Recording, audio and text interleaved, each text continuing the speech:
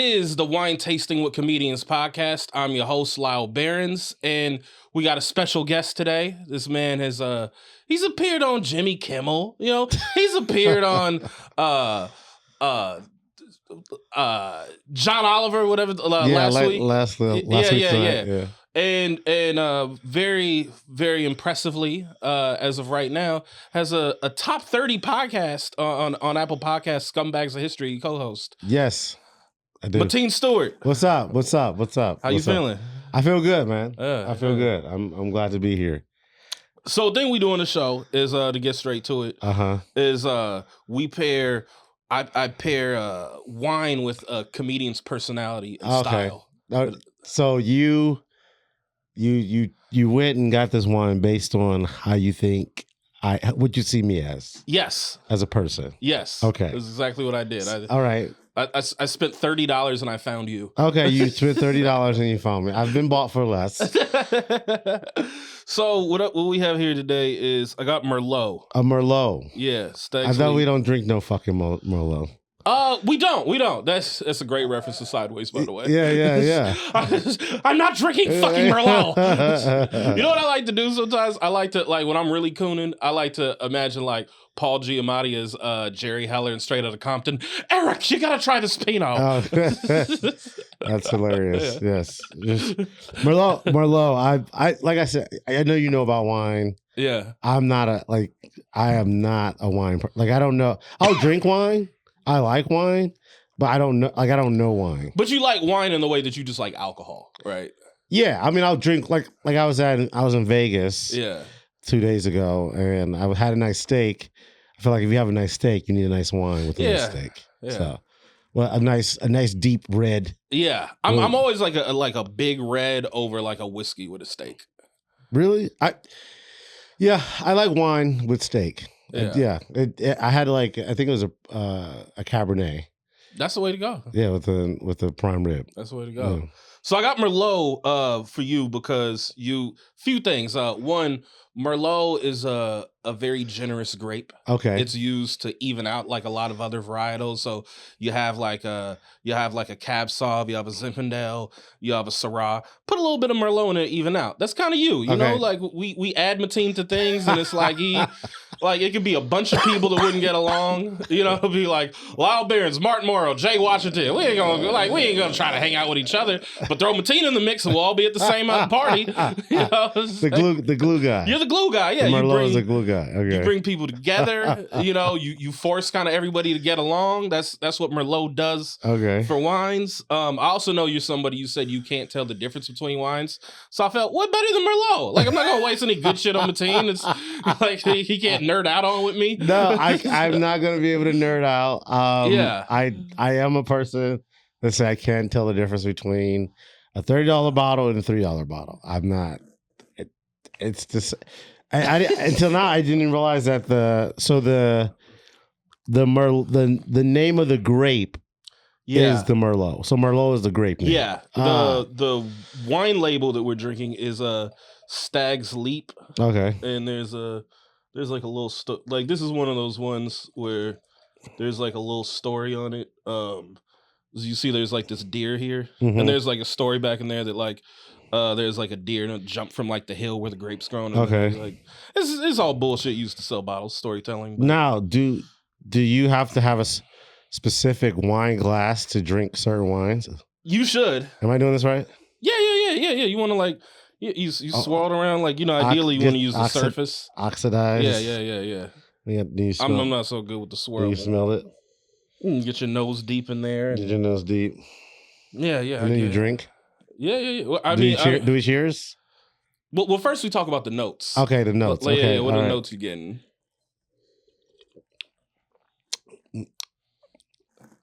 I'm getting. Oh, you just drank it. First we sniff for the notes. Okay. See, I don't even know. Yeah. All right, you sniff it. I'm trying to save you before we go to the country club, but okay. What notes am I supposed to be getting? There's no, I mean, that's the beauty of it. It's whatever you get. So it's what you smell. It's like yeah. Then that's like, what is that? What's the picture? Would you throw the ink blot pictures? What is that called? I don't know. What's that called? the ink block pictures where you it's a blot of ink and you tell what you see. Is that how Rorschach? Yeah. Okay. The Rorschach test. So is that what wine is? The wine show test? More or less, yeah. Yeah, there's no wrong answer. I get like a little bit of plum. I get like a lot of soft berries. I get like some soft berries. Yeah. So you could just be like, I get some toenail clippings. You can't say that. Some people say pencil shavings. Really? Yeah. Some people I get some pencil shavings. Like I've had wine and been like, yeah, I get pencil shavings. Chocolate. Definitely get some chocolate on this. Some oak. Like, yeah, there's no like a barrel, like wood. Yeah. This was in French oak, and French oak is a lot better than American oak. It's like makes a world of difference. And then we could cheers now. Cheers, French oak. Yeah. Eyes. Eyes, yes. Yeah. And then drink.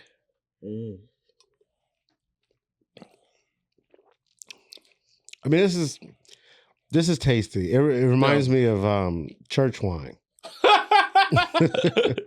Church? Are you Catholic? No. I mean, you do. When you go to church, you drink wine.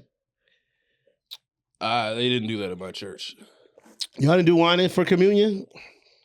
Nah, I never did communion though. Christians do communion? Yeah, Catholics are Christians. I mean, yeah, but like it's you do communion. Yeah, it's the first Sunday or last Sunday. Oh yeah, I went to a California church. You did communion on I think it's the last Sunday, or is it the first? I don't fucking know. Yeah, but you do the bread and you do the wine. I thought that was some Catholic shit. No, I mean, yeah, Catholic people do that too. Okay. But no, for Catholic, like the you walk up to the guy, he puts it in your mouth. Pause. I heard with Catholics, the guy puts a lot of things in your mouth. Yeah. All right. I mean, this is not bad. Yeah. Why does Merlot get such a bad rap? Well, because it's like I think the things that make it so accessible, it's just like, it's like you're drinking wallpaper. It's like, you basic bitch. Like, you're basic. I mean, like there's not like a lot of complexity to it. It's just like, it's just easy drinking, and that's something that'll kind of like. What year is this? 2020. Oh, which was a really difficult year. 2020 is like because of the mix of like the obvious with COVID, but then also it wasn't the best harvest, and there's like a lot of wildfires. This is from Napa Valley. Yeah. South Napa. So with wildfires, we should be able to taste some smoke. You can. We should. They shouldn't be selling it if we could taste smoke. Okay, all right. I'm just asking. Yeah. Have a smoky taste to it. Wines can have a smoky taste. Yeah, yeah. You can get aromas of smoke. I've been up to Napa Valley. How'd you like Napa? It was all right. I feel the same way. I'm more of a Sonoma guy. Sonoma. Okay. Yeah. I was in Calistoga. Oh yeah, Calistoga. That's like north in between the two. And then we went into Napa Valley. Yeah. And did some wine tasting. I love Calistoga. Yeah, we stayed at what was that place called? Fuck. It was a really expensive resort up there. Of course it was. Yeah, I didn't pay. This is back when I was up in the valley. When I used to come to San Francisco every other week. Okay. Was that your way of saying the white girl paid? No, she paid for everything. Okay, yeah. She paid for everything. Kudos. Yeah, because I was like, you got to throw that in. I didn't pay. It was like $800 a night, bro. Solange. Okay. Solage. Okay. That was the name. The Solage. Yeah, it was like $800 a night. It was luxury though. Okay. Like I get why people just want to fuck luxury. Like it's just like. I felt like a bad bitch. I was like, oh my God, this shit is sexy as shit. I see why people get addicted to that. Like, how people chase that. Like, if you could provide that for somebody, if you can provide that for someone, that I can see how people can get so ingratiated and just like, oh, I need to have this. Yeah. Anyway, I'm saying I can see how easy it is to be a hoe. Like, it's so easy. Like, just in luxury, though, that's like, it's so easy. It's just, yeah, of course. Of course, if you got money, you got bitches. That's because luxury is fucking sexy. Well, yeah, it's funny because it's like, as men, like, it's not hard. I don't want to say it's not hard, but like, we can mentally get to a place where we can sleep with somebody that we don't find attractive. Yeah, we don't need money. Yeah, yeah. It's just like, this is a vagina. It's I'm an down. opportunity. Yeah. Right. So then if you add, we can get money too, and it's like, hey, we're still fucking. Yeah, I mean, but for like, a lot of people judge people like, oh yeah, this, you're only with that guy because he has a lot of money and what he can do for you. But that shit, like, that shit's sexy. That shit is attractive. Yeah. Luxury is attractive. And when people doing shit for you, I can see how these girls just chase that shit. Yeah. Yeah. I feel the way when like a chick offers to pick me up from the airport. Like, ooh. Yeah, that's big time. I mean, we as men, we don't really get to do. We don't even get to do our shit. We don't get treated a lot. Yeah, we don't. It's like birthdays and Yeah, birthdays. I mean, Father's Day because I'm a father, but yeah, we don't get treated a lot. So like that, when that was like. Anytime I do get treated like some special shit, I be like, oh, man, this is great. I love this shit. How do you reciprocate when a woman does treat you? I mean, I try to. I mean, now if I'm in a relationship, now I'm an adult relationship. Now I like to do things. Like I like to do things for my lady. Like I love to treat her. I love to be able to get the shit that she like. For her birthday, got her Justin Timberlake tickets. Yeah. And I had to buy 2 tickets because I couldn't go. And I didn't want her to go by herself. So then her friend got to go. And that was the second time that friend got to go because I did that for Mariah Carey. I was out of town. I couldn't go. So I was like, motherfucker, the friend didn't even offer to pay. She didn't even offer to pay. But I like doing shit. I like doing shit for people. Yeah.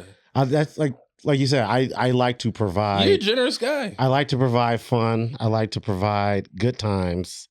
My friend Pap has, last year or so, and recently been calling me the genie lamp. Because I make wishes. Does he be rubbing your head? I be making wishes come true, bro. And just make shit happen. But yeah, I always got enjoyment out of. Like doing shit for other people. So maybe I am a Merlot because I do so much. The glue guy. Yeah, man. You definitely you send people to people's ways. You help people out. There's some things I need to follow up with you about. Yeah, man. Especially like in this business, bro. Everyone wants to hold everything close to the vest, and Everyone's I'm like, gatekeep resources. Yeah, and I'm like, dude, if I feel like my resources that you are able to benefit from them and also not embarrass me, I'll give you resources. Like because I would want people to do that same for me. Yeah. I wouldn't do anything. I wouldn't ask you for something that I would not do for you.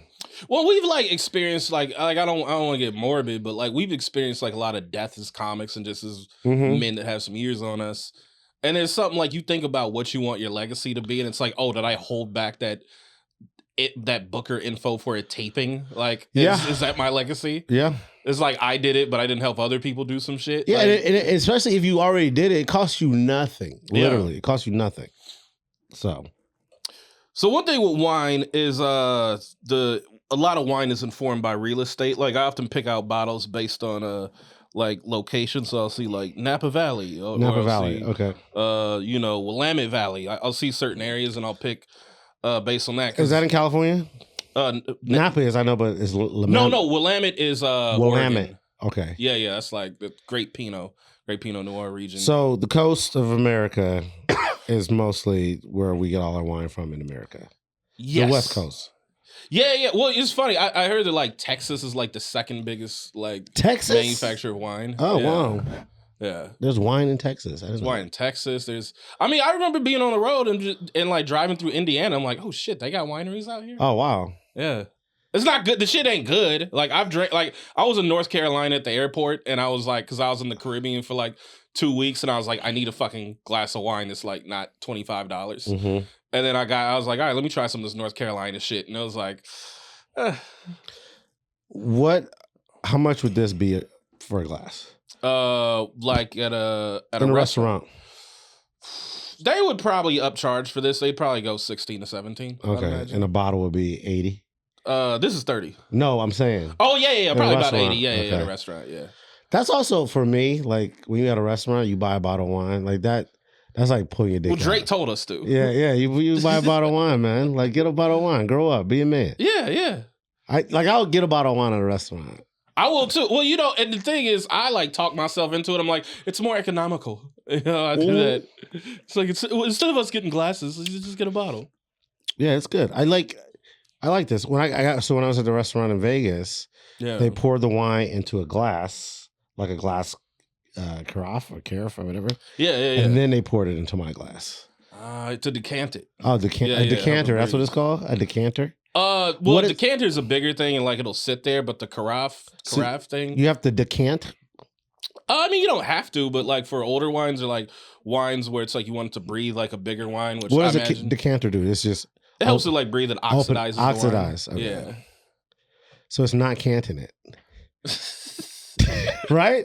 As if you something, you're taking it away, so you decanted it. Yeah, we go with that. I guess I don't know. It works for aged wine. Like I love it for like aged wines. Like if I like. For my 30th birthday, I had like a 2000 and a 1990, and then put it in the decanter, and it helped. So how long are you supposed to keep a bottle of wine? It all depends on it depends. Like some you could age 30 years, 20 years. Some like no more than 7. So it all kind of depends on the grape. Because we found back in the day, my aunt used to like go to this like psychic lady. Okay. Named Mother Margaret. That was her name. They would pay this lady, Mother Margaret, she was a soothsayer or whatever. And when she died, she had all these bottles of wine. It was like 1954, 1958. But this was like in the early 90s. Like they should have threw that shit away. Yeah, probably. Well, also if it wasn't stored properly too. Like it's got to be, you want it like, you want it in like a dark area. You know, you want it like kind of cooler. I think it was in the dark. Okay.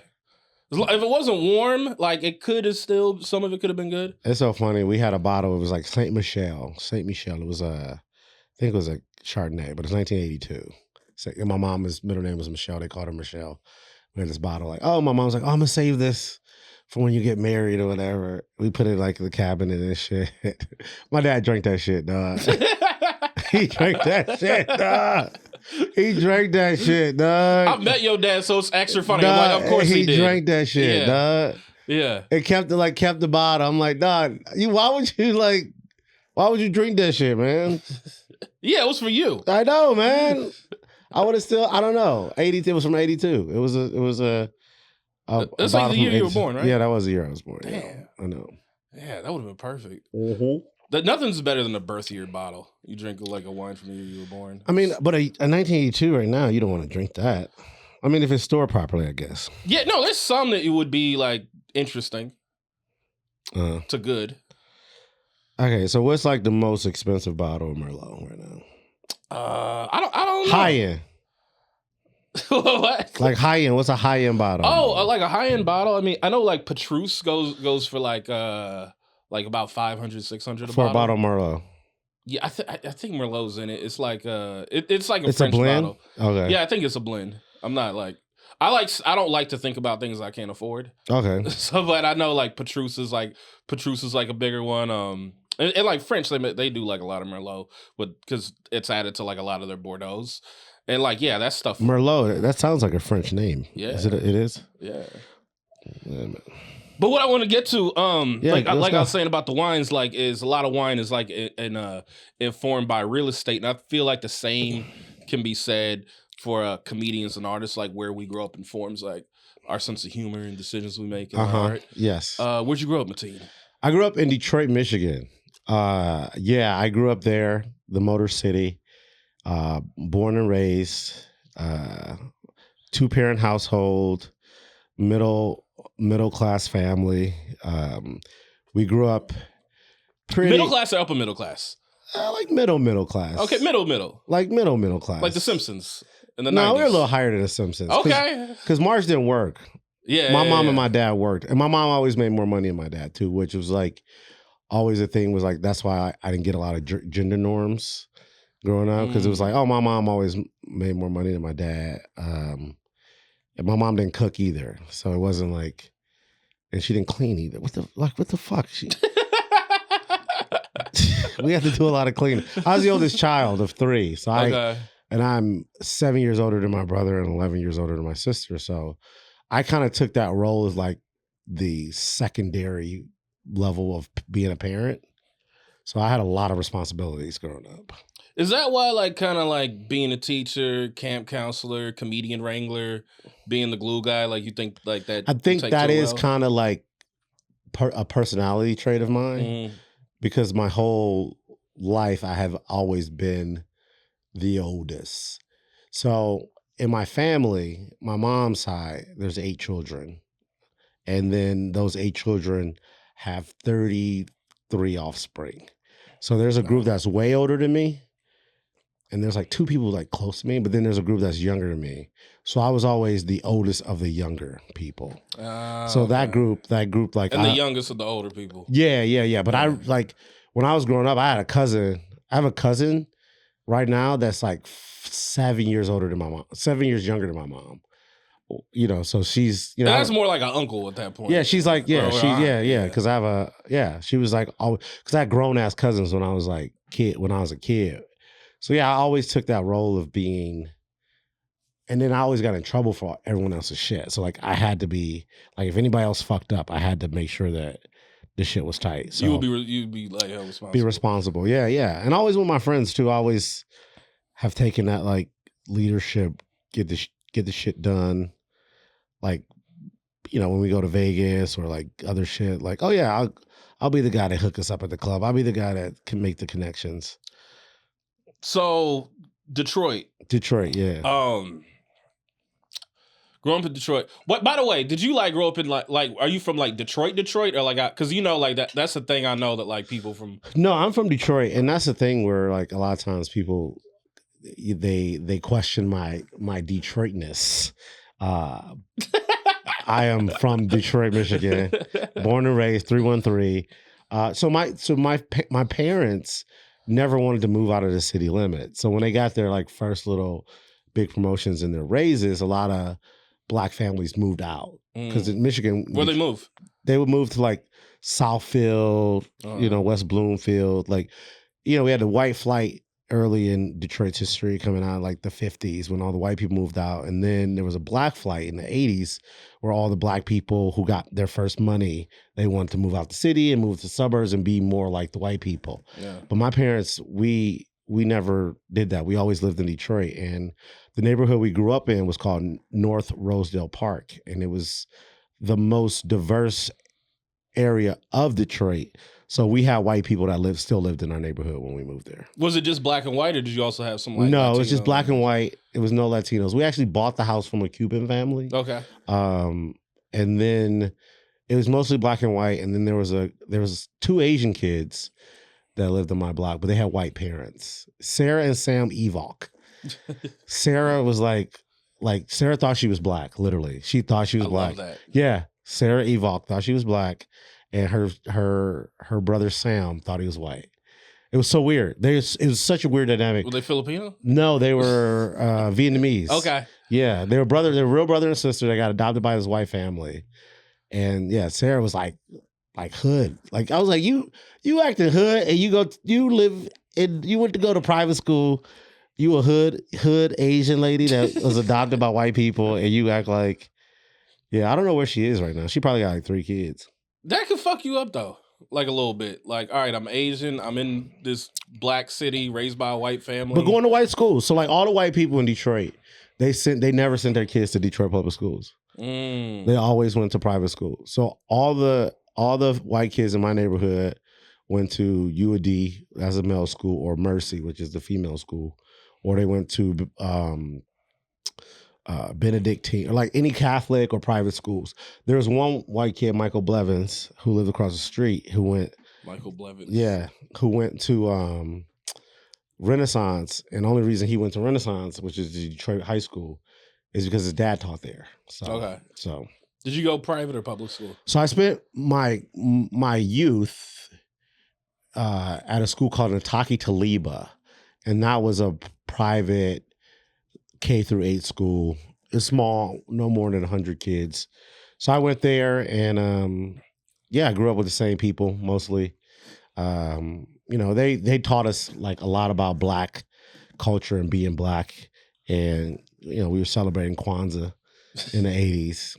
I took trips to Africa, West Africa, every other year. So you had like a really kind of like progressive upbringing. Yeah, I had a very progressive upbringing. Especially for like the 90s. I had a very progressive upbringing. My parents weren't quite the Cosbys, but I mean, as far as like traveling and living a life and being cultured, like I grew up going, like my uncle was a zookeeper, bro. So I like grew up going to the zoo and like, around elephants and shit. And I remember going to school and I'm like, yeah, I was at the zoo with all the elephants. And niggas was like, man, you wasn't at the zoo. I was like, I was at the zoo, dog. I was feeding the elephants, man.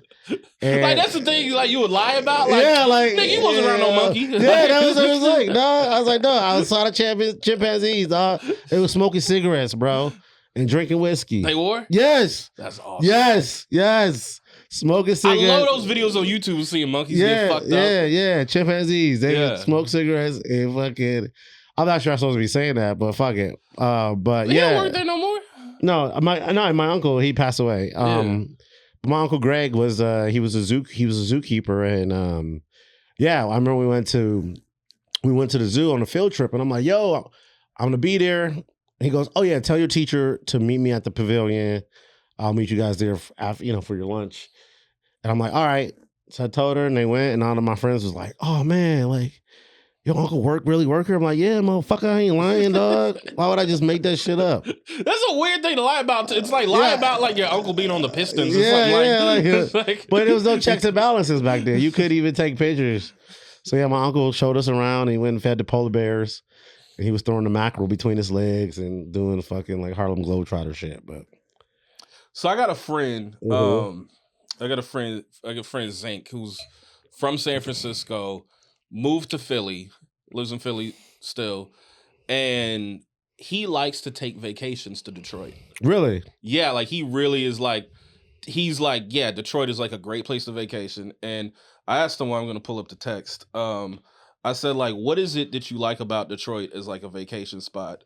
And he said, and I quote, it's an egoless city where your dollar stretches better than most American cities. It's an egoless city where your dollar stretches better than most American cities.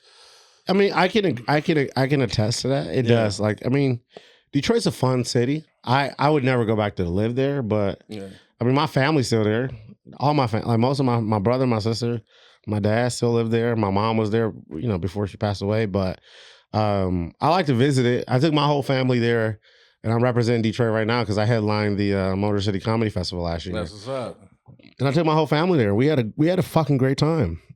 Okay, so say you a Detroit dude, and there's like there's a baddie in Chicago that you've been working on for months on Instagram, and then she's finally coming to your city, and then she says, "Hey, so what are we gonna do? What are you taking her to do before the ultimate goal?" Well, I haven't lived there in so long while, so like. I've lived here for fucking 20 years, man. I haven't lived in Detroit. But there's so many great bars. Like the Candy Shop is a good bar. Motor City Wine. I went to Motor City Wine. Motor City Wine. Okay. It was funny. I went there and then like I was like, they served me the wine in like a whiskey glass. And then I was just kind of like, oh, well, it's Detroit. That is so disrespectful. I was being such like a fucking like uppity California coon. Yeah. And then I saw like it was like a pretty lady there, and then she got a wine glass. I'm like, and then I say to like the bartender dude, I'm like, excuse me, can I get like a real wine glass? And then he basically goes, sure thing, Hollywood. Oh, wow. Like, that's fucked up. I guess yeah. I mean, there's so much shit to do downtown. Like I tell people, so I did a show there, and I'm like, yo, I wouldn't have walked from the venue to the bar that we went to when I lived there. I wouldn't have walked. I just wouldn't have done it. But now it's pretty fucking safe. I still wouldn't get gas at night in Detroit. That's any major city. I don't think you should get gas at night. But the downtown area, there's so much shit I would say stay downtown. But even the outside areas of Detroit, the suburban areas, like Royal Oak is a great town. A little Royal Oak reminds me of Berkeley. Okay. Yeah, that's exactly what it is. Royal Oak is like Berkeley. Y'all got casinos and shit too, right? So we have 3 casinos in Detroit. Okay. Yeah, so there's a lot of people losing their livelihoods there. I always like going to a sporting event. I think that's a good, like if you have someone in town, going to a sporting event is a good thing. Like baseball game, basketball game, football game. Even if they don't like the sport, it's still like it's a good outing. It's like an event, yeah. It's an event. Some drinks, it's an event. Yeah, you can drink. You can do something after. You can bet on some shit. So yeah, I mean, there's so much shit to do in downtown Detroit now. If you like really good bars, really good food, and then at some point when we get drunk, we gotta get Coney. Okay. You gotta get Coney. You gotta get your wing ding. What are the top Detroit foods like that you wish you could get out here that you can't? Coney. I wish it was Coney. Okay. Because a Coney Island is a diner, and this has like 20,000 things on the menu. Yeah. And there's not a place like that here. And everyone's like, I'm trying. Cheesecake Factory. No, it's different because like a Coney is like. They're everywhere. And different Coney's. Coney's just like a type of restaurant. And then different Coney have different names. Kind of like how there's like bistros. It's like a Coney is a type of. Yeah, so like Coney Island. So it'll be like L. George's Coney Island. Like the Coney Island is a type of restaurant. Okay. So it's like so-and-so Chinese food. This is a Chinese food restaurant. A Coney is a Coney restaurant. And you get a Coney dog, get a loose meat sandwich. What's a loose meat sandwich? Loose meat sandwich, yeah. So loose meat is like it's like ground up hamburger meat, and it's loose meat, and then you eat it in a hot dog bun with mustard and onions. That's some shit you eat after you get done working the line at Ford, right there. Yeah. It's some man food. Yeah, I mean some people have like a tomato base to it. Okay, put a little tomato, but I'm not tomato. I'm more like. Loose meat, it's like chili. It's like kind of like a consistency of like a chili meat without the like beans or whatever. Or you get the Coney. Coney dog is like, grilled or boiled hot dog. I like a grilled hot dog. I like a little bite, a little snap, onions and mustard. What else? What are other like essential Detroit foods? I love wing ding dinner at Coney Island. You got a wing ding dinner with chili cheese fries. What's a wing ding? A wing ding is just like a wing. I don't know why they call it wing ding. Like all the foods y'all like me. I don't know why they call it a wing ding, dog. I don't know why they call it a wing ding, dog. It's like it's not a whole wing. It's just like a ding to a wing. It's a wing ding, like a little fried wing ding, fry hard. You gotta get it fried hard. I didn't know that was a black thing. Did you know that? What? Fry hard is a black thing. Fried hard. Hard. Fried hard. Yeah. Like frying the chicken hard or like so like you go out and like because some dude was like he goes I would he goes I thought it was kind of racist. He goes I don't have a fryer here because people get very particular about their chicken wings. And I was like what the fuck? He goes you know what I mean, and I go what I know what you mean, but why do you think that I know what you mean? Like why would you say you know what I mean? It's like all these white people here. And you like you like back me up, you know what I mean? It was like you niggers love fried hard. You never asked for your shit fried hard? I never heard that. You've never heard of that? I've heard of fried hard. I've heard the term, but I've never been out and I've heard like a Negro be like, let me get it fried hard. Let me get 8 wings fried hard. I think that's like more regional though. I think there's certain things that are like cultural, and I think there's certain things that are like culturally regional. I don't know. Okay, because I think it's always a thing. Yeah, fish fry hard. I've heard of fried hard. I've never like. Yeah, I also love the. I'm California black though, so it's like there's like no, it's still. That's still black. It is, but it's like It's different though. Yeah. But it's still like I think fry hard. Like y'all be like fry hard. Fry hard. Fry hard. Let me get fry hard. Fry hard, yeah. homie. I'm from California proper, yo. LA, yo. I'm from California. All right, so I asked Greg Edwards this when he was on the pod. One thing I've experienced is like black people from other parts of the country, they'll come out to Oakland, they'll come out to LA, and I notice they'll kind of like judge California blackness like, y'all ain't really black like we black. No, I mean, because I had that experience going to a black college. So like when you go to a black college and what I tell people a lot of times is like, oh, why you go to black college and be around black people and you from this black ass city, then you went to a black college, and I'm like, yeah, but like when you go to a black college, you're around so many different kinds of black people, because I think sometimes people forget black people aren't monolithic. So like being down in Florida A&M and being around other types of black people was a good learning experience to me, because I didn't even know there was black people in Miami really.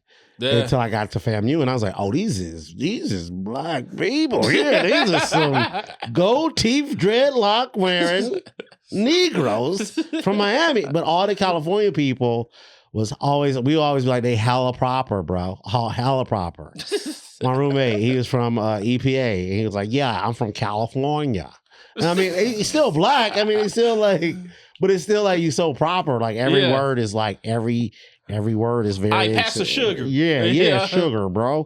Hella proper, yo, cuz. Like, no, I never took away from the blackness of. Okay. You're still black. I mean, it's just different. You're just black people from different areas, man. So yeah, it was just it is a different. You sound different out here.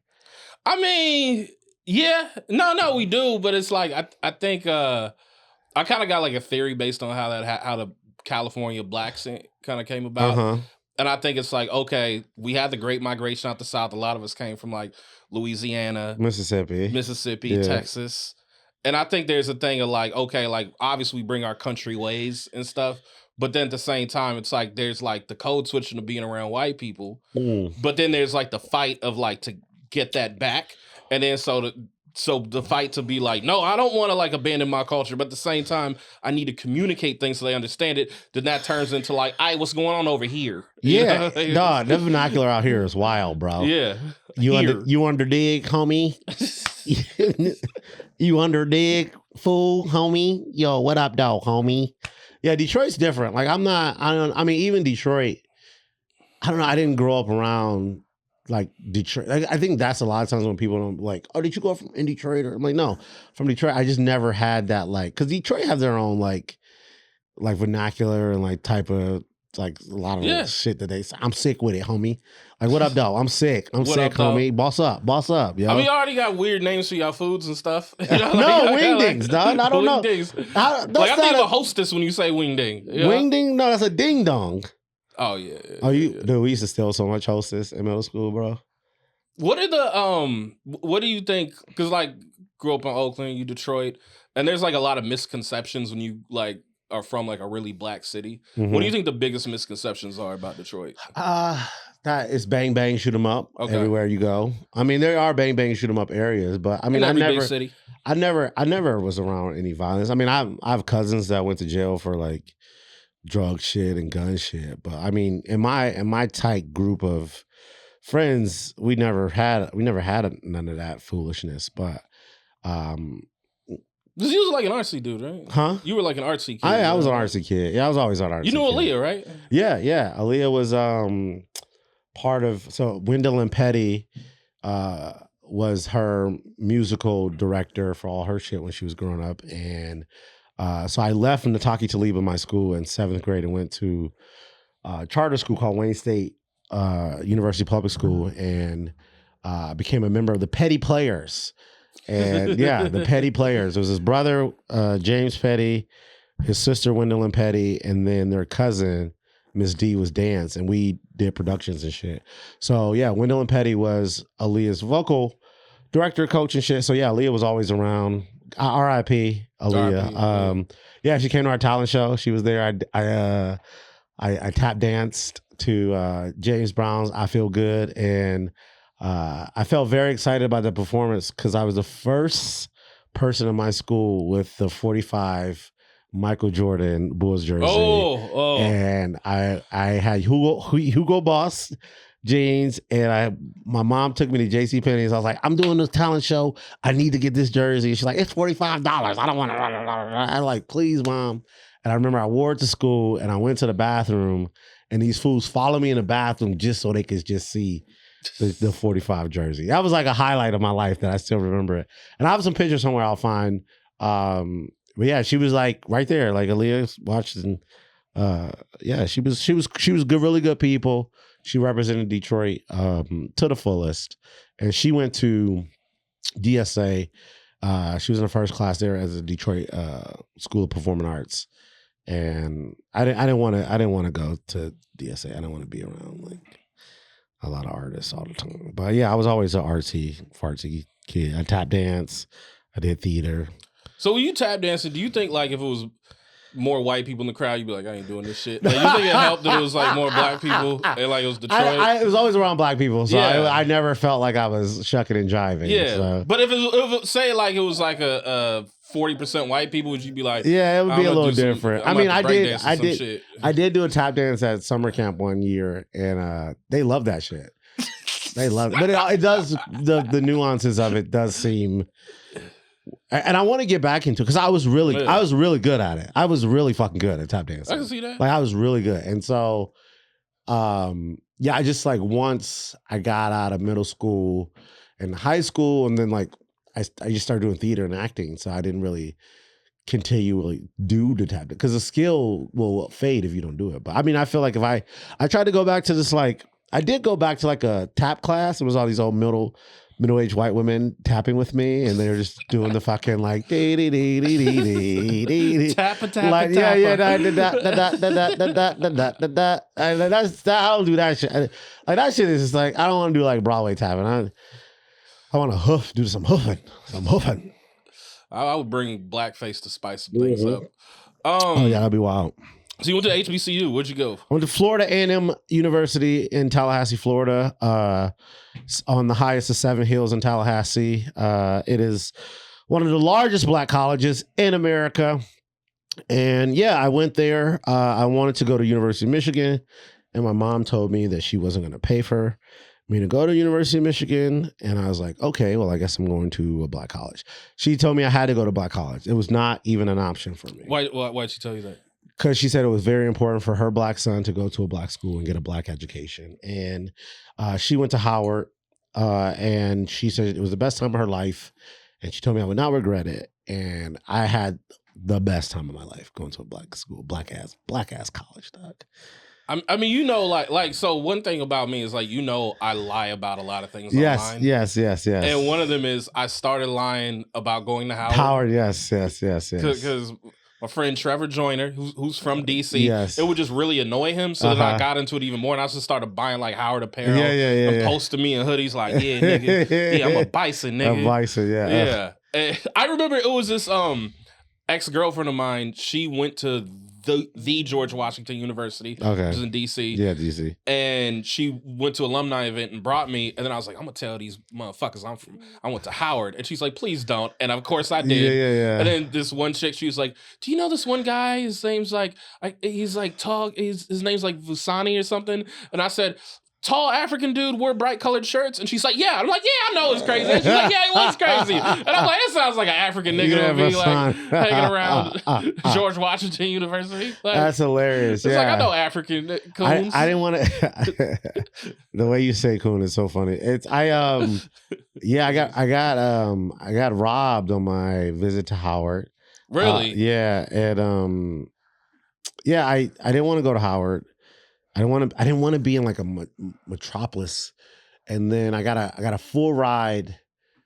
No, I got not a. Because it's like you didn't want to be in a metropolis because it feels like less of like a college experience. But it was just like city life and date and I got a ride to Jackson State, and I didn't want to go to Mississippi. I mean, I look at it now. I would have had fun at Jackson State, but FAMU was the perfect. It was a perfect choice for me because I went down there not knowing what I was going to do. I wanted to be like a sports doctor. So I was like in sports bio pre-med. And then I met this guy, and my dad had a coworker whose nephew worked there, but my dad was like, I don't know what he does. And I went to the theater department just to meet the guy that was the head of it. And he was like, I started talking to him. He was like, "Oh, you." He's like, I know what type of nigga this is. This is funny. Keep doing the voice. He was like, "Oh, so you you so-and-so's son, right? And I like, yeah. He goes, oh, well, yeah, my aunt worked with your dad. And I was like, okay. I was like, oh shit, I didn't even put, like, I just came to meet the head of the theater. I didn't even know that this you did. And then he goes, what's your major? And I'm like, oh, well, I'm a bio pre-med major. And he was like, oh, well, you're going to be a theater major. He goes, Mr. Stewart, you're going to be a theater major when you leave Florida A&M University. And I was like, whatever. He goes, no, mark my words. You're going to be a theater major. I'm telling you now. And I left that office, and that semester I was just, I did all the shit. And I was like, oh, I don't really like science that much. And so I auditioned for a play called Joe Turner's Come and Gone. And I auditioned for this role called Harold Loomis. And it was like, Harold Loomis is like, he's a protagonist. He moves the play along. And I got it as a freshman. And all the fucking seniors in the theater department, everyone's like, who the fuck is this young motherfucker coming in, steering, got the role. And these motherfuckers gave me a fee waiver. Because like when you out of state, you got to pay more. So being in the play, I got a fee waiver. So I called my mom. I'm like, yo, they waiving my out-of-state fees this semester. And she was like, really? I'm like, yeah. She's like, that's fucking great. And so then after the play, they're like, hey, well, we have some scholarship money for you if you become a theater major. And I was like, well, let me call my mom. And I called my mom and I talked to her and she was like, well, do you want to do it? I'm like, yeah. She goes, well, if you want to do it, yeah. I go, they're giving me a scholarship. She goes, oh, wow. Yeah. Okay. You can become a theater major. So yeah. And that scholarship was the William and Camille Cosby scholarship. That's awesome. So people think when I tell that story, people are like, no, I'm like, no, motherfucker. I got a check every semester for $5,000 from William and Camille Cosby. every fucking semester, $5,000 a check from them. Where are you at with Cosby these days? I mean, I think he did whatever he did. They said he did. Yeah, of course. But I mean, like I always joke with it and say, oh, I Bill Cosby paid for me to go to college. I just hope it wasn't hush money to keep my mom quiet. But because we got a lot more money than that $5,000. But I mean, Mateen will do thing do. Yeah. He's a piece of shit. I've had interactions with Mr. Cosby, and he was not nice to me. He wasn't nice to me. And you still call him Mr. Cosby? Yeah. He's Mr. Because he like commands that. Do you think that's part of his piece of shitness though? Like the fact that he still like he has an aura that commands like doctor. Like, but he's not even like no. Yeah, and I called him Mr. Cosby, Dr. Cosby, but yeah, I mean, for me, he did pay for me to go to school. I do. But the thing about it, Lyall, I heard all these stories years ago, like before everything even came out. Because I remember when I moved back to Detroit, I was working for this theater company called Plowshares, and they were doing this roast for this guy named Ron Milner. And Ron Milner was like big theater guy, like black royalty in the theater world. Yeah. And all these like actors and shit, like Woody King Jr., who started Negro Ensemble Company, and Glenn Turman, and the black dude, one of the black dudes, I can't think of his name, Harry from She's Gotta Have It. He was there, and Glenn Turman was there, and Ruby D was there. I got the fucking I was responsible for Ruby D. Loves her Cabernet. Like loves R.I.P. Ruby D. Loves her Cabernet. She was like, I was like, anything you need? She goes, just make sure you keep my wine coming, darling. And I was like, that sound like me. I was like, okay, I got you. Yeah. And they start talking about Cosby and all this shit. He goes, yeah, she goes, yeah, he's so worried about people keeping their pants up. He needs to worry about. He puts his pants down wherever he can. And I'll never forget that, bro, because like he had been there the week before, and I was talking to him about how mean he was to me. And so he was there the week before, and Cosby was mean to you? Yeah. So he was there the week before at the African Museum or whatever. And I was working an event, and they had all these pictures. You see how big these panels are? Yeah. So they had pictures of him that could fit in these panels, right? And they had them everywhere. And so after the event, like everyone was like, oh, what do we do with these pictures? And I was like, can we keep them? And they were like, yeah, we don't care. So I took two of them. It was one of him, like when he was with the Cosby Show, like a headshot. Yeah. And the other one was like him holding like an old school mic. When he at first just tie was undone. He had his head down when he was doing stand-up comedy. So I was like, hey man, So I took it. Went to the backstage. And I'm like, hey, Mr. Cosby, you mind signing this for me? And he was like, I don't have time for that. I was like, what? All you got to do is to go, I don't have time for that. And so I told Ruby D this story. He goes, you ain't got time for that. You got time for some to put his dick where it's not supposed to be. She said this to me. This was like in 2002, 2003. So that was one good thing about going back home after college. I got to do so much cool shit. But yeah, I knew he was. Yeah, I always say I've never been accused of anything 70 times. I didn't do at least once. So that's a real thing. Facts. Mm-hmm. What do you think? Before we get out of this era, what do you think the biggest benefits of going to an HBCU are? For me, I think my biggest benefits from it was it prepares you for the real world, as far as like it gives you insight to what other people see you as. And so like a lot of people are like, oh, it's not the real world because you're not going to always be around black people, but being around black people, it teaches you, you have like, you could do and say a lot more shit when you're around your people. Yeah. And they prepare you for the world around you. And for me, wait, how does that prepare you? Well, like you can be like, hey, this is what it's going to be outside. It's not a thing like you're not just a number. Like I was never a number. I was a person. Yeah. So like you go to these big schools and you just become a number and you're not a person. Like I was a person. Like every class I was in, my professor knew my name. It was a very nurturing environment. I felt like it was still family. And being in the theater department, it was more family because we were such a tight-knit group. Like to this day, I tell people like, oh yeah, I talk to my professor still. And they're like, what?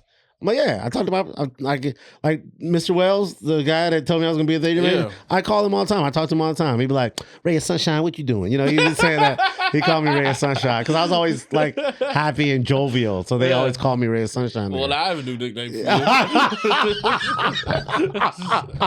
So yeah, they called me Ray of Sunshine there. So because I was always like, But yeah, I mean, it did.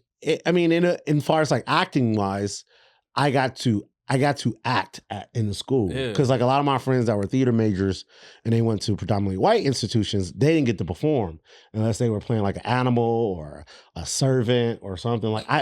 We did a Greek comedy with all black people, like all black. We did Lysistrata with all black people, and we got to clown and like, I did 8 shows in my 4 years there, so like it was really good because I did get to work. And instead of just like being a number in a fucking class. So yeah. I imagine they remember you too. I mean, just with the way black people we are, it's like you the nigga with the parrot. Like yeah. Like, and it was cool. And then that's why I told my sister, she went down there and she majored in theater as well, and so she was fucking up.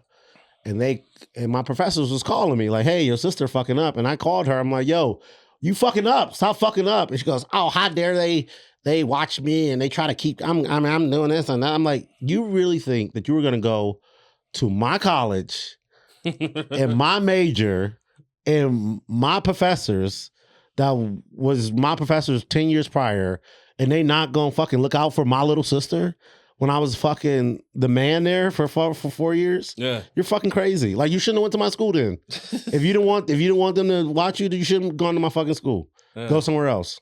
Because they're just doing what they're supposed to do. You're not. So I'm gonna fast forward. Okay, fast forward. You moved out to LA. Yeah, I moved out to LA. You're a comedian. Yeah. So one thing is this very present day. You're like you've been having a good like past 2 years, a really good past like you've leveled up. I have I have to remind myself this, and as we progress in this business, we have to remind ourselves of our progression. Yeah. Because if we don't remind ourselves, it just feels like we have this tunnel vision because we're always concerned about what others around us. Yeah. And I compare it to, being a mountain climber. We're like, oh, I'm climbing to the top of this mountain. And you get to the top, you're like, all right, oh shit, there's more mountain. I got to keep climbing this fucking mountain. And that's what it is. It's like you get all these things. In the last 3 years, I've had a really good last 3 years. Like I've had the best 3 years of me being in Los Angeles has been the last 3-4 years, really. But yeah, post-pandemic. And I think a lot of that has to do with being the lowest that I've ever been. You know, when my mom died in 2020, I had nowhere else to go but up. Yeah. Because it's like, oh, this is the worst thing that could happen to me. That was literally the worst thing that could happen to me is my mom dying. And so other than me dying, like that was the worst thing that could happen to me is my mom dying. So once you go through these lows in life, you literally have nowhere else to go. And then having a kid a year later, that urgency comes back where it's like, oh, now I gotta feed, clothe, put a roof over this. Like if I'm still gonna be out here as an entertainer, it can't be for nothing. Yeah, I gotta make sure shit happens. And then a lot of it's luck, man. A lot of it's just like, you know, being in the right position and getting the right opportunities and nailing the opportunities that I get. And that's what it's about. It's about nailing the opportunities that you get. So I'm not gonna say the comic's name because we was talking shit. But there's a comic that got some really good looks. Got some really good looks. And then I said, man, he got that, like some TV shit. And then you said, I know, fuck, right? Yeah. But then what you said was, all it takes is just one motherfucker to believe in you. Yeah, that's all it takes, man. Yeah. That's all it takes. Yeah. One motherfucker to believe in you. You just need one. That's all. And I tell people that's all it takes is one motherfucker to believe in you. And that's, and even if it's just you, but like this business, it's not merit based. Yeah. So, you know, you could be the best comic you can be. And nothing can change. And it could just be one person like, hey, you want to do late night? And then or hey, you want to do this don't tell? And then that don't tell spirals and then, you know, there's so many comedians the last 2 years that have careers because of don't tell videos. Yeah. Like they would not have a career if their don't tell videos didn't go viral or like one viral clip. You know, viral clips changed Matt Rife's career. Viral clips changed so many other comedians' life where it's like, that's why we keep trying to fight for that viral video. But, you know, I've done some cool shit. And like you said, you mentioned my podcast, we got up to number 15 on the Apple Podcast comedy charts. Excuse me, my bad. I said top 30. My bad. We got to 15. That was the highest. We're still on the charts now, but the highest we got was 15. We had like a really good week. So, you know, if you would have told me that 5 years ago, I'd be like, that, no way, you know, and that was another opportunity that, you know, they went to my friend, they wanted her to host. She was like, well, this is going to be my co-host. And they're like, I don't know about this guy. So I had to jump through hoops and try to fucking get on the show. And then, basically had audition. Yeah. And then like they had to like come see me and like, they were still like, and then, you know, she's like, no, this is who I want to be my co-host for the show. And like, this is who I want. I don't want to work with woman. Yeah, I don't want to work with anybody else. I want to work with Mateen because he'll be perfect for it. And she believed. And I kudos to her because she fought for me and I'll run through a fucking brick wall for Brittany. And I was the one motherfucker you needed. Yeah. And I keep telling her, bro, the more famous she get, the more it helps. That's because like that's all it takes is like your homies to be able to get to a place where they can help you. Yeah. Yeah. So a thing that happens like when you perform in LA, especially you're a regular at Hollywood Improv. A thing that happens like when you perform in LA or New York, but especially LA, is you will perform for famous people. Yeah. That's like with famous people, for famous people. Course, yeah. So you've performed for some famous people recently. You've developed some relationships. So I want to go through some of them. Okay. Okay. And before I do that, I should also say you're also a Democrat. I am not a Democrat. Okay. I am independent. You was an Obama Democrat though. I did vote for Obama. Yeah. I voted for Obama twice. I would vote Obama again. Yes. Yeah. I campaigned for him. I have no political association. All right. But I lean Democrat. Yes. Yes. Yeah. As do I. Yes. So that said, some of the people you performed for, Jake Paul. Yes. Jake Paul. Yeah. Jake Paul. Yeah. So Jake Paul, he came to the show. And that's somebody where it's like a lot of us had like, well, I mean, I didn't meet him, but like that's somebody where it's like I'm sure you had like a preconceived notion of what he'd be like. I did have a preconceived notion of Jake Paul. Yeah. And so when you see Jake and Logan and you have this idea they're just fucking meatheads. Yeah. And you know, because that's what you would think from the internet or whatever. But hanging out with Jake and everything, nicest guys. Him and Logan, the nicest guys ever. Like, they came to the Improv to see a show, and then they were back in town. Jake was back in town, and he came to Lake for work, and he hung out, and he cut a promo for us. And then when I was in Philly for WrestleMania, I hung out with him in the suite. And they treated me like family, man. They, laid out the red carpet for your boy.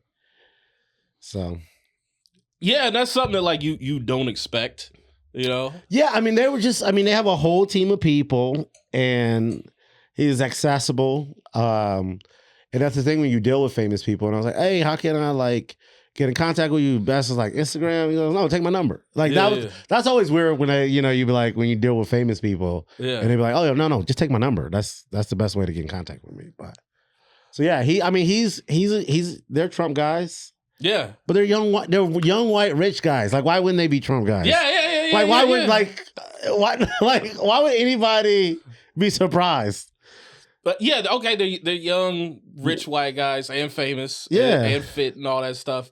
But it's like, is there other type of people in your life where it's like, if they're Trump guys, you're like, oh, well, nigga, you ain't like Jake and Logan, nigga. Yes, I had that last night with these fucking Mexicans. That was like, oh, they like booed some joke I said, and I go, oh, you guys voting for Trump? And they're like, yeah, and I'm like, okay, can you name one good thing that he did for you?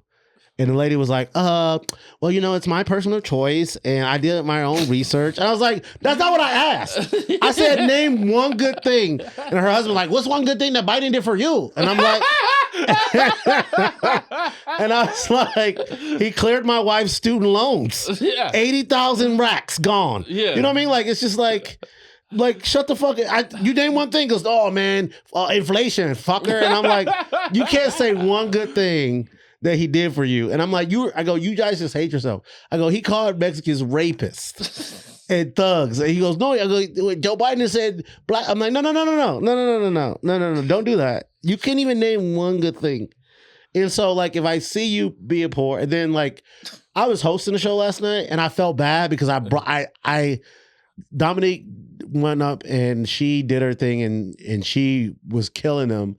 And then I continued the energy. And then the last comic, I felt so bad because I was like, I got to bring him up. And it's fucking energy in here. And it's like, and he got up and he fucked Malik ass. Kudos to Malik. He got there and handled that shit.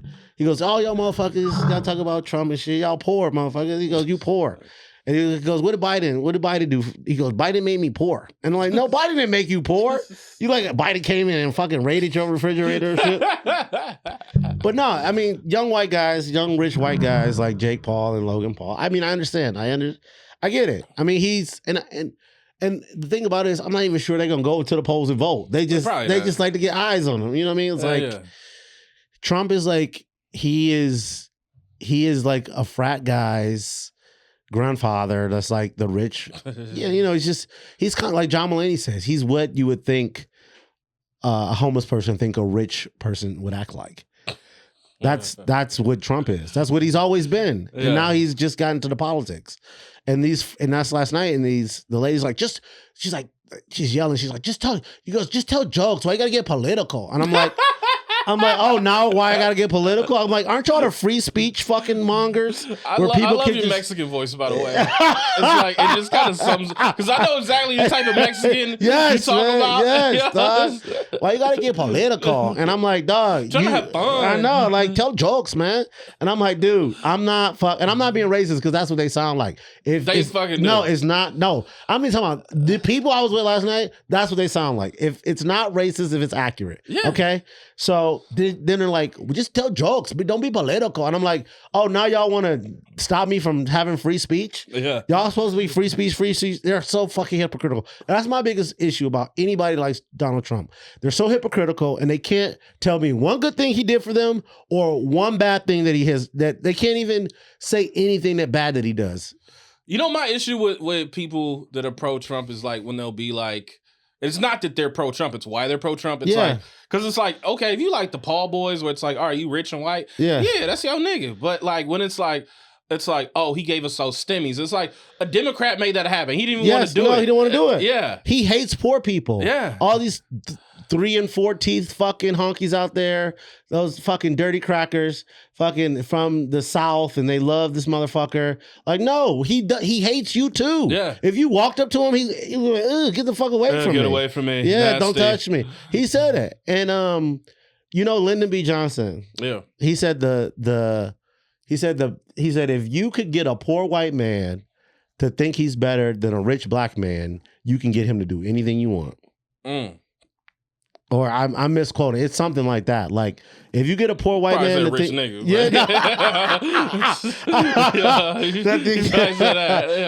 Lyndon B. Johnson, ultimate super racist. Yeah. He changed the whole political scheme of the world that we know today, because most Democrats, Southern Democrats, were fucking racist. And then a lot of the Southern Democrats, the Andrew Jacksons of the world, that lineage of Democrats, they became Republicans because Lyndon Johnson signed the Civil Acts right.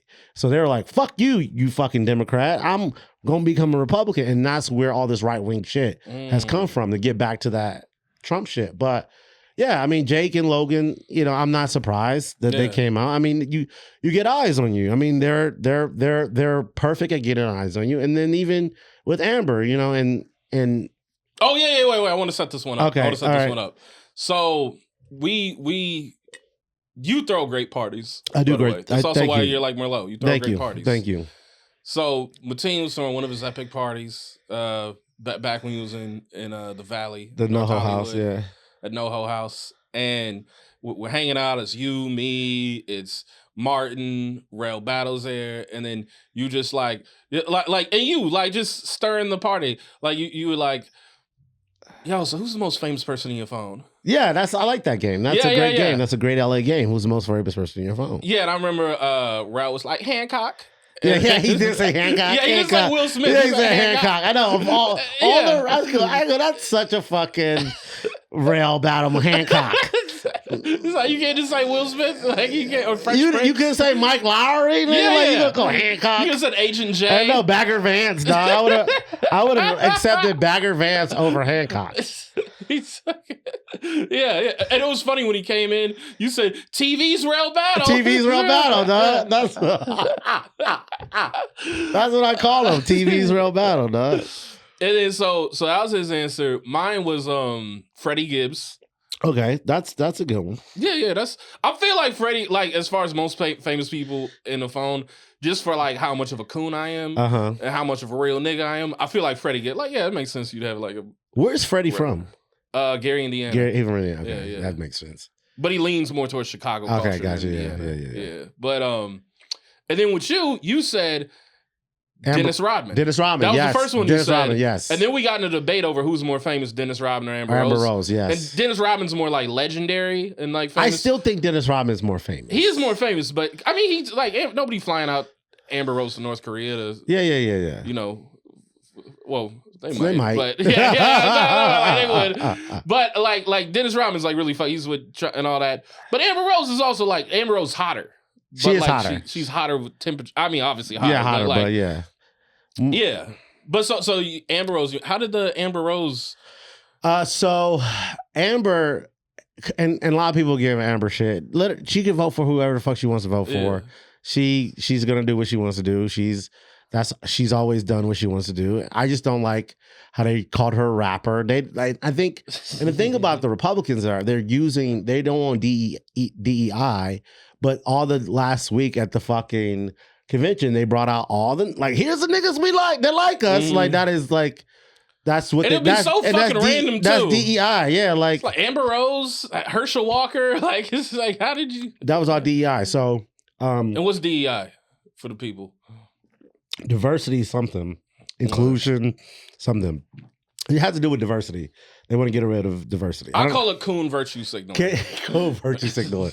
Exactly. But I did a show at the Laugh Factory, and I did really well. And my buddy Steve Max was there to see me with his son. And afterwards, I just see these three girls, and then I see one girl with a hat on, and I look, and I'm like, damn, that girl okay, who was that? Like, I was like, who was that? Like, all right. And so, be careful. And they were smoking the square, and they were waiting for their car. And so they was like, hey, there's like, the guy was like $20. And they're like, oh, we don't have $20. Like, can we Cash App, Venmo you? And I was like, the guy's like, no, we just cash. And they're like, fuck, we got to go get cash. And I was like, no, I got it. I guess like, here's fucking $20. And then I looked and I was like, oh shit, that's fucking Amber Rose. And she's like, oh my God, thank you so much. She was like, you're so funny. She's like, thank you so much. She goes, you don't have to do this. She goes, let me Cash App you. And I was like, no, it's fine. It's $20. Like, if I can't afford $20, like, it's fine. And so she was like, oh, well, and I was like, oh no, I don't need to pay me back. I said, here, just put, because they're from Denver. Yeah. And I was like, y'all just come to my show because I was going to Denver that following week, and her friends are from Denver. I was like, y'all just come to my show when you're in Denver. And so I got their Instagram. Her friends baddies? Yeah. And so I got her, yeah, of course. She hangs out with baddies. Okay. So I got her friend's Instagram, and then she was like, oh no, then she handed me her phone and was like, here, put your information in my phone. And I'm like, oh, okay. So I did it. And she's like, no, put all your shit in there. So I did it. And I told her about my scholarship and shit, and with my mom. And we just, became like social media people that we hung out with. Just back and forth or whatever, sending memes and shit. So she's a fan of comedy, and she's come out to a couple shows. And then last October for her 40th birthday, I had a show. I was hosting a show at the Laugh Factory, and she's like, "Hey, me and my friend's gonna come to the show. It's like 10 of us." And I'm like, "Okay." She goes, "Is that okay?" I'm like, "Yes." And then she called me and was like, "Hey, I got like 5 more people coming. I hope that's okay." I'm like, "Yeah, we fucking care." So, so funny. And I was like, I had to put them on a list, and I put, Amber Rose on the list. And everybody at the improv, the Laugh Factory was like, okay, nigga, like Amber Rose is coming to the show tonight. And I was like, she'll be here. And they're like, okay. And so I remember I was standing there. It was Trey Stewart and some other comic. And then she came in and was like, hey, Mateen, like gave me a hug and see all that goodness. Yeah, and all the comics was like, what the fuck is this? Like, what the fuck is, like, how did this happen? There's a fat ass has aura in the room. No, not even. You don't gotta agree with me. I'm just saying it does, but not even that. Like with her, bro. Like I understand. Like I understand. You understand how Kanye? I understand everything. Like being around her, like you understand everything. Yeah, because she's just so. I don't know. It's just I always say it's like it's very like I don't know how to explain it. It's just. Like, it's aura. Yeah, it's aura. It's aura. Like you just like, oh my God, this person is so great. Yes. But it's like, oh, I get what I get Marilyn everything. Monroe was doing. Yeah, I get everything. So like niggas, yeah. I get everything. But we had a good night that night. And yeah, so we homies. She the homie. She sends me memes sometimes and comments on my videos and funny, shit. Like I seen you post a selfie with her, and you was like, "My friend Amber Rose came to the show," and I was like, "Nigga, you ain't never called nobody your friend." I know. Sometimes you gotta let people know you doing things. You never post a photo with me like my friend at Lyall Behrens. I'm like, no, and people just like whatever. No, I'm like, no. She responds to me and everything, and that was so funny because like. People know that I know her. Yeah. So everyone's like, oh, sending me all this shit. Your girl. I'm like, dude, I don't like. She can do what she want to do, bro. Yeah. Like, she's has a title. She's entitled to vote for who she wants to vote for, and like do what she want to do. And hey, man, is there a political stance? Because that's like a funny thing about being in LA is like you'll be like, oh, fuck this or whatever. Then you get around people and you're like, oh, these are like real people. Yeah, I mean, they're real people. They're real people, and they're like, there's certain things that I don't agree with politically that some people might agree with, and there's some things that I have a stance that people are like, oh, I don't agree with you on that, but I'm like, that's what I'm saying. I'm very purple, bro. Like I'm super purple. Midwest shit. Yeah, I believe believe in gay marriage. I also believe everyone should have a gun. Like you should have the right to have a gun, the right to bear arms, and I believe that you should have the right to bear arms because a lot of gun laws were put in place to keep guns out of minorities' hands. Yeah. And a lot of people don't know that, and so they just want to be like, oh yeah, this is this and this is that. I'm like, no, gun laws were started to keep guns out of minorities' hands, and all gun laws were started to stop that. The Black Panthers had guns and they went to the Capitol, and then they were like, oh wait, you can't have guns at the Capitol because they, that was because niggas had guns at the Capitol legally. We didn't make sure this shit don't happen again. Yeah.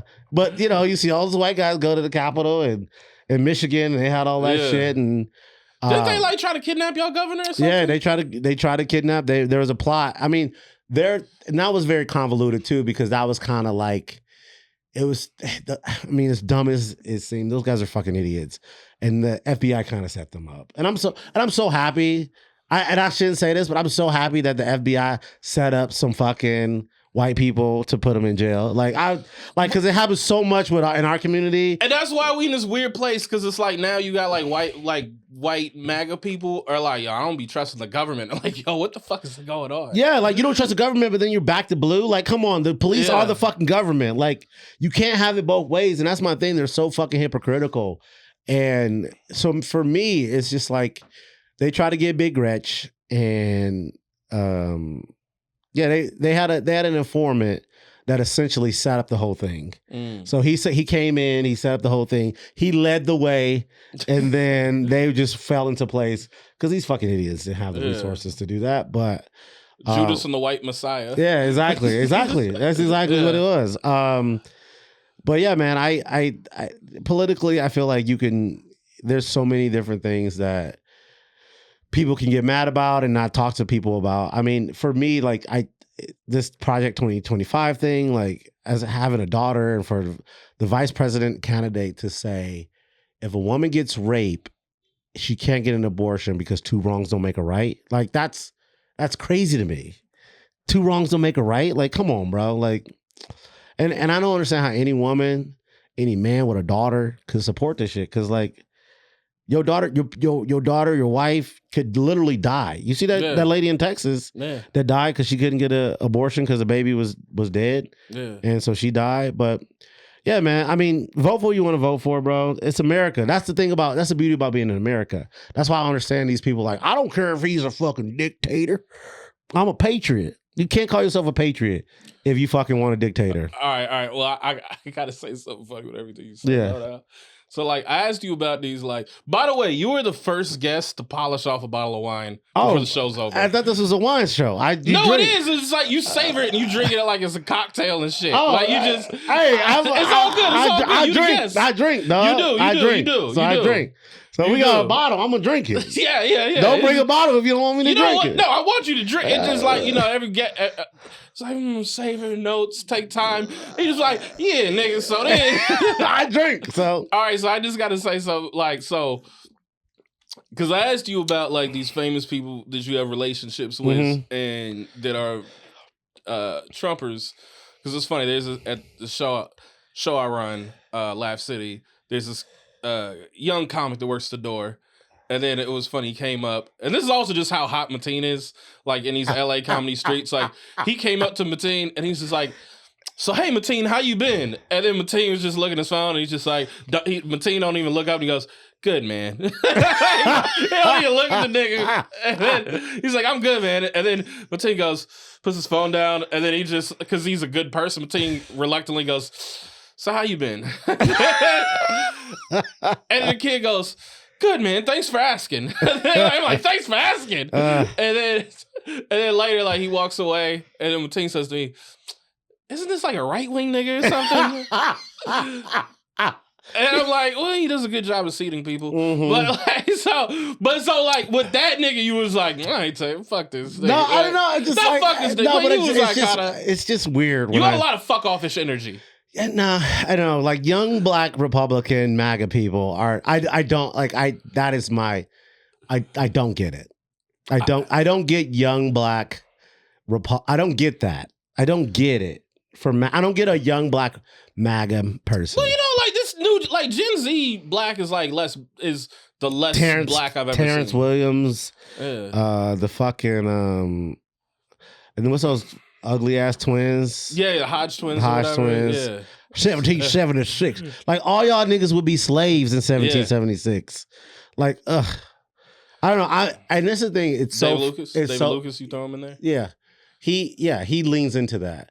But the thing that what I don't understand is like, for me, like all these people that are super right wing, like they don't like, white people don't like you. They like, those people don't like you.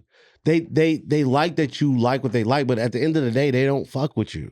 They don't fuck with you like that. And it's so fucked up because I had an American flag at my house and people were like, why'd you hang an American flag? Like I had that thought too. Yeah, I was like, yo, my nigga, what you on, my nigga? No, and it shouldn't be that. I'm an American. I USA. I'm an American. Like I should be able to.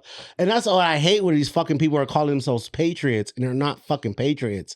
Like I don't understand. Anyone could be neo-Nazi in America. Well, we beat the fucking Nazis' ass to get rid of them, but you come into America talking about Heil Hitler and like all that other shit. Like that's stupid to me. And like I hate that the American flag has become a symbol of hate. And it's. I mean, I am proud. I am an American. I want to take it back. Same. I want to take it back. I go back to Africa. I fuck that. I want to go back anywhere, man. I fucking love America. Yeah, I fucking do. We can get porn anytime we want, and cheeseburgers and pizzas. I don't care about any. Like that's what my friends are like.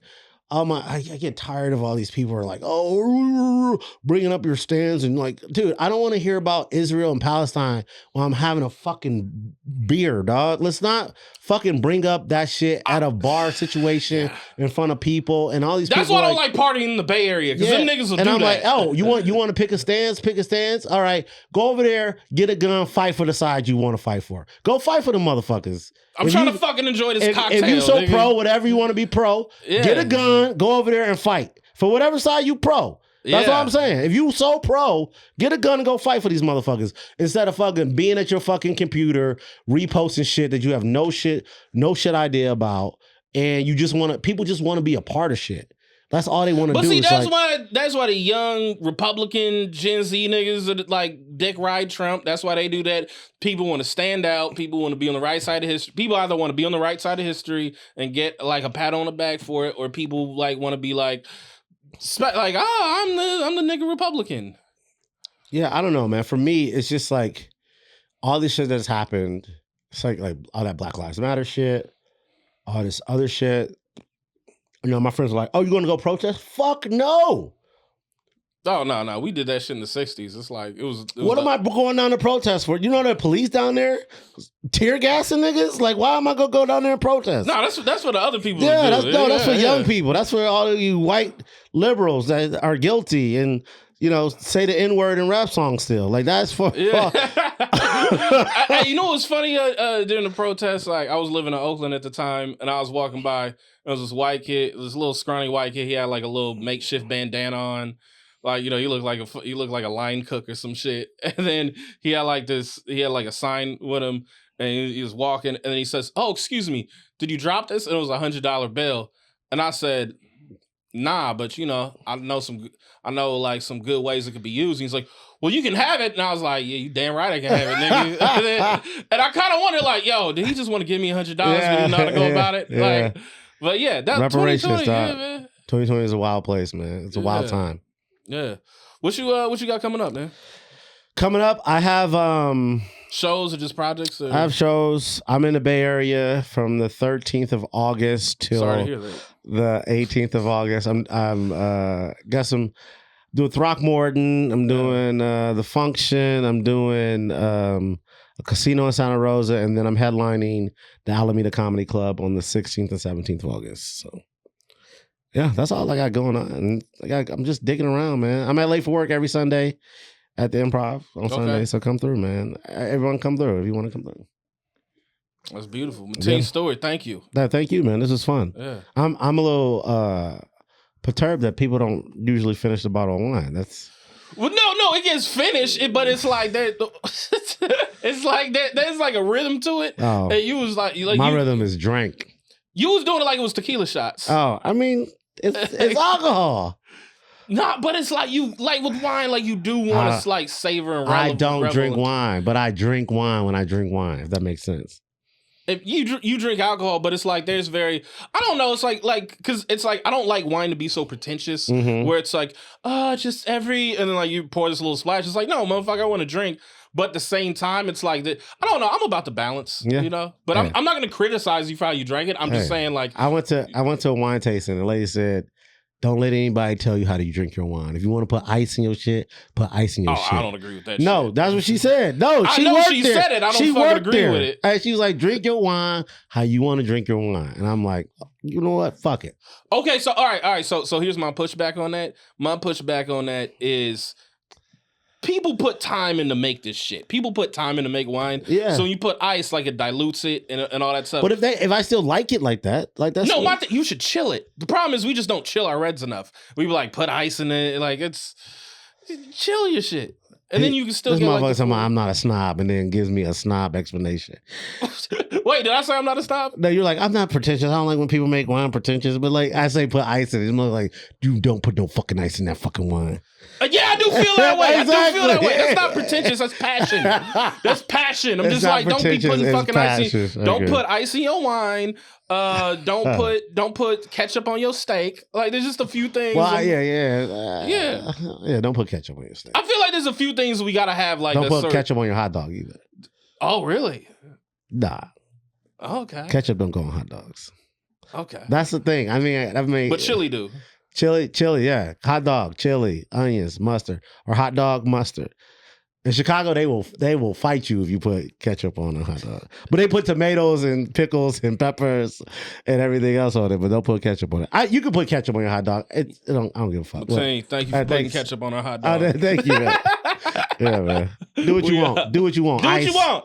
Do what you want. Yeah. That's it. And that's it. All right. Oh.